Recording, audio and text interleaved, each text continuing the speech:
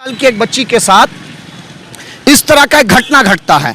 आपने देखा होगा ये रुक सकता था, मगर क्यों नहीं रुका? आप इतिहास के पन्ने को थोड़ा 2-3 पन्ना अगर पीछे जाएंगे तो हाथरस और उन्नाव जैसे घटना होने के बावजूद आपने देखा था कि उन्नाव में जिस तरह से उस बच्ची के साथ जो हुआ, उसके बाद भी उसके रेपिस्ट के समर्थन में तिरंगा यात्रा निकाला गया था। उनके साथ जो अन्याय हुआ है, आज वहां कांग्रेस पार्टी का एक कार्यकर्ता खड़ा है और यही वजह है कि उनको अरेस्ट किया गया। इस तरह से इस सरकार में बेटियों के साथ जो जुल्म हमने देखा है रफ्ता रफ्ता, उस पे रोक लगाना इन भाजपा के लोगों के मुकाबिल इन भाजपा के लोगों के हाथ में नहीं है। प्रधानमंत्री ये कह रहे थे कि हमें अपना मानसिकता चेंज करना होगा, औरतों के प्रति हमको उनको सम्मान देना चाहिए, उनके दुख सुख में खड़ा होना चाहिए। दूसरे तरफ उन्हीं के सरकार के लोग बैठे हुए गुजरात में 11 दोषियों को, जिसने 2002 में दंगा में जिस तरह से 7 लोगों की हत्या की थी, आपको पता होना चाहिए कि सिर्फ बिल्किस बानो का रेप नहीं बल्कि 2 और महिला का रेप भी उसमें हुआ था। और एसआईटी और इस के बीजेपी मानसिकता वाले लोगों ने किस तरह से बिल्किस बानो के हत्यारों को खुला छूट दिया और ये कहा कि ये लोग गए थे तो रेपिस्ट, मगर अब निकल के शरीफ होकर के निकल के आए हैं। तो मैं हिंदू और मुसलमान के सवाल को नकारता हूं। हमारा कहना सिर्फ इतना है, दोषी कोई भी हो, चाहे वो बिल्किस बानो का दोषी हो या अंकिता ऋषिकेश की हो, अंकिता झारखंड की हो, इंसाफ सबसे पहला चीज है। कानून को अपना काम करना चाहिए। बिल्किस बानो के मामला पर, आसिफा के मामला पर, हाथरस के घटना पर इस प्रधानमंत्री की चुप्पी टूटी। प्रधानमंत्री बाहर मुल्क में जाकर बड़े बड़े भाषण दे लेते हैं, 15 अगस्त को लाल किला से भाषण दे लेते हैं, लेकिन सच्चाई।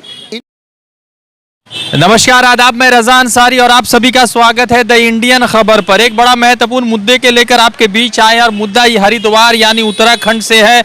भारतीय जनता पार्टी के शासित राज्य से पुलकित आर्या, जो विनोद आर्या भारतीय जनता पार्टी के बड़े लीडर है, उनके बेटे को गिरफ्तार किया गया कि उनके ऊपर आरोप है कि वो अपने रिसेप्शनिस्ट काला बाजारी करवा रहे थे और साथ ही साथ उनकी माँ जो रीनू बिष्ट है वो यमकेश्वर नाम का विधानसभा है वहाँ से विधायक है। तो सवाल सबसे महत्वपूर्ण यह है कि भारतीय जनता पार्टी के राज्य में कभी जो है हाथरस होता है, कभी उन्नाव होता है, कभी जो है आर मारक जो मेघालय के वाइस प्रेसिडेंट है वो काला बाजारी यानी कि सेक्स स्कैंडल में फंसते और एक नया मामला दर्ज हुआ है। तो पश्चिम बंगाल यूथ कांग्रेस के जनरल सेक्रेटरी शादाब साहब है, उनसे जुड़ेंगे, बातचीत करेंगे। शादाब साहब, सबसे पहले ये है कि 2014 में एक नारा प्रधानमंत्री बड़ा तेजी से दे रहे थे कि सबका साथ सबका विकास, नारी का सम्मान, नारी का विकास, बेटी बचाओ बेटी पढ़ाओ। तो बेटी बचाना और बेटी पढ़ाना में कितना अंतर 2022 में दिख रहा है? देखिए ना, 2014 से पहले जिस तरह से नरेंद्र मोदी की सरकार ने इस देश को जो ख्वाब दिखलाया था, वो ख्वाब हर तरह से धुंधला होते जा रहा और उस ख्वाब को दिखा करके सत्ता में आने के बाद जिस तरह से इस मुल्क के एक एक लोगों पर जुल्म हो रहा है, जिसका एक जिंदा मिसाल अभी आपने बताया कि उत्तराखंड में इस तरह का एक मामला सामने आया है। मैं ये बात को बोलते हुए बिल्कुल हमें झिझक नहीं है कि बीजेपी के लोगों का मानसिकता यही है कि इस देश में दबे कुचले और कमज़ोर लोगों को किस तरह से दबाया जाए। आपने बताया कि वो 16 साल की एक बच्ची के साथ, 19 साल की एक बच्ची के साथ इस तरह का एक घटना घटता है। आपने देखा होगा ये रुक सकता था, मगर क्यों नहीं रुका?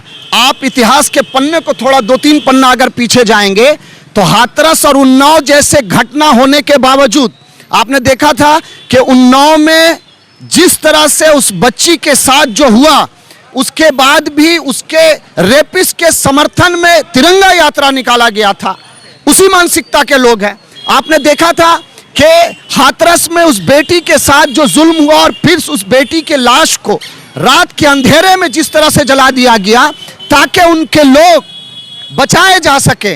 तो जब आपके मुखिया का मानसिकता ये होगा कि आपके पार्टी के लोगों को बचाना है, तो दूसरे लोग इससे प्रेरित हो करके इस तरह की घटना हमेशा घटाते रहेंगे। लेकिन ये बात सच है कि जिस तरह से उनके साथ जो अन्याय हुआ है, आज वहां कांग्रेस पार्टी का एक एक कार्यकर्ता खड़ा है और यही वजह है कि उनको अरेस्ट किया गया। और कांग्रेस पार्टी का एक एक कार्यकर्ता इस मुल्क के 130 करोड़ लोगों के साथ चलने के लिए तैयार है, जिसका जिंदा मिसाल राहुल जी हैं। क्योंकि जिस तरह से इस सरकार में बेटियों के साथ जो जुल्म हमने देखा है रफ्ता रफ्ता, उस पे रोक लगाना इन भाजपा के लोगों के मुकाबिल इन भाजपा के लोगों के हाथ में नहीं है।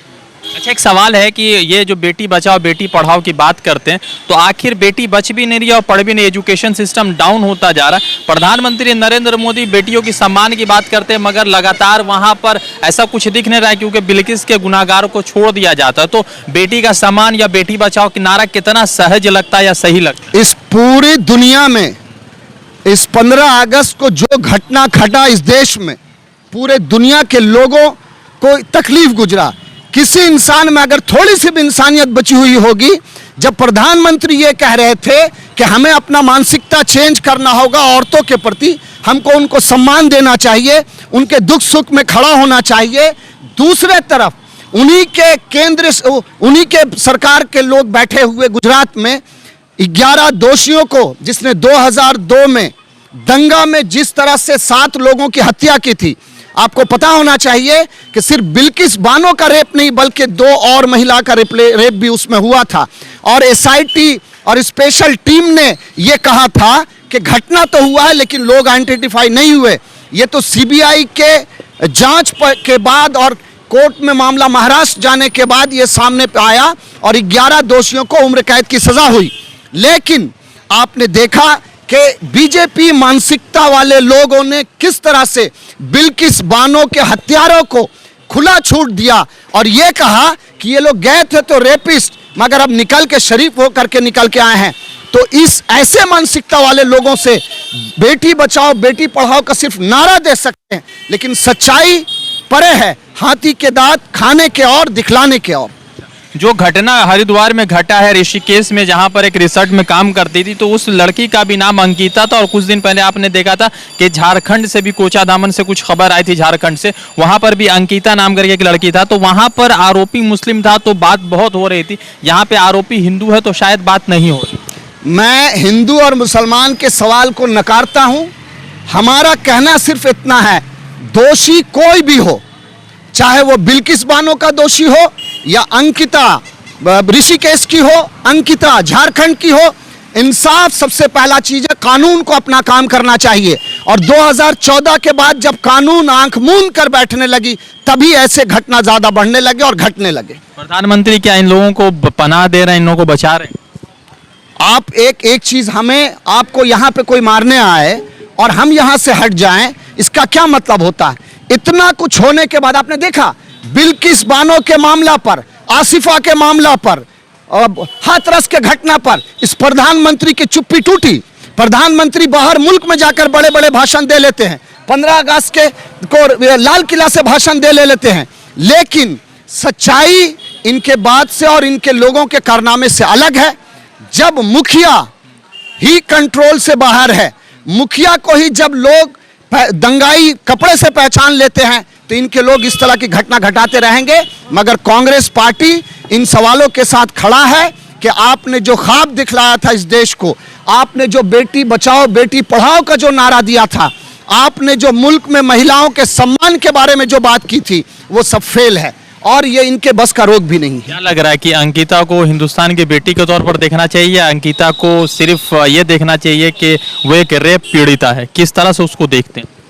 पहली बात, आपने देखा होगा कि 2011 में भी इस तरह का दिल्ली में घटना घटा था, पूरा देश वलवला उठा था और देश में जिस तरह से आंदोलन उसके खिलाफ हुआ, हिंदू मुस्लिम सिख ईसाई सारे लोगों ने इसके खिलाफ आवाज उठाई थी। ऐसे ही आवाज आज फिर उठ रहा है। कभी भी इन बहनों के लिए, माओं के लिए, हमारे औरतों, चाहे वो किसी धर्म किसी कास्ट का हो, हम इस चश्मे से बिल्कुल नहीं देख सकते थे कि पीड़िता कौन है और कल्पित कौन है। हमें सिर्फ ये देखना होगा कि गुनाह क्या हुआ और उसका सजा क्या होना चाहिए। कानून को आंख मूंद कर नहीं, कानून को हिंदू मुसलमान देखकर नहीं, कानून को अंबेडकर के लिखे हुए किताब पर चलना जरूरी होगा। क्या लग रहा है, इंसाफ मिलेगा अंकिता को? आखिरी लड़ाई कांग्रेस पार्टी लड़ेगी अंकिता को इंसाफ दिलाने के लिए। और एक बात कह दें, जिस तरह से कांग्रेस पार्टी ने इस देश की रक्षा की है, अंकिता की लड़ाई में भी आगे बढ़ के हम हिस्सा ले रहे हैं।